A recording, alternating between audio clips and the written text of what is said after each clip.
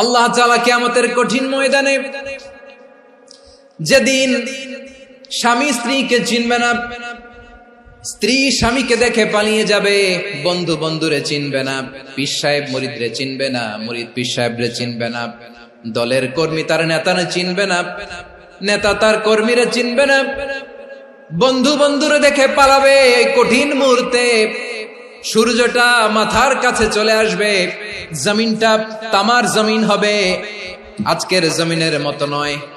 মানুষ ঘর্মাক্ত, ক্লান্ত, শ্রান্ত মাথার মগজগুলো কানের ছিদ্র আর নাকের ছিদ্র দিয়ে বেয়ে বেয়ে পড়বে। বিশ্বনবী ফরমান, কিয়ামতের ওই কঠিন ময়দানে 7 শ্রেণীর ব্যক্তিকে রব্বুল আলামিন তার আরশের নিচে ছায়া দিবেন।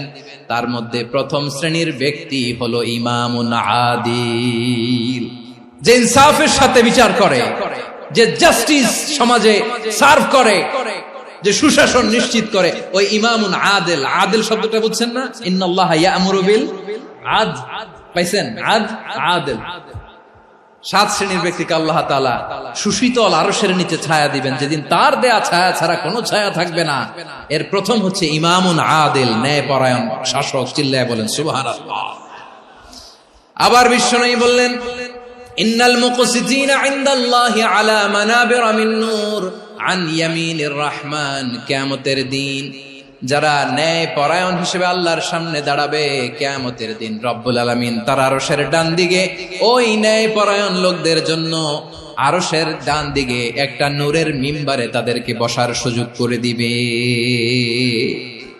আল্লাহর আরশের ডান দিকে ন্যায় পরায়ণ লোকদের জন্য আল্লাহ তাআলা নূরের মিম্বার বানাবে।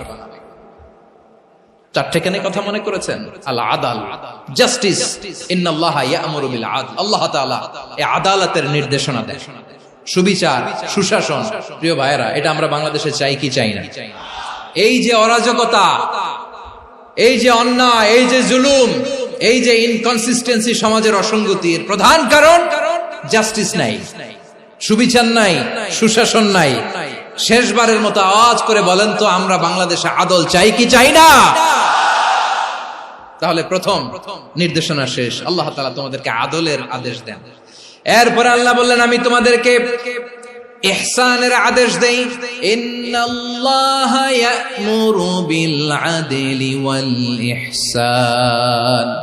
আমি তোমাদেরকে যেমনি আদলের নির্দেশনা দেই, তেমনি ভাবে তোমাদেরকে ইহসানের নির্দেশনা দেই। ইহসান, আওয়াজ করে সবাই বলেন তো ইহসান। ইহসান মানে কারো প্রতি সফট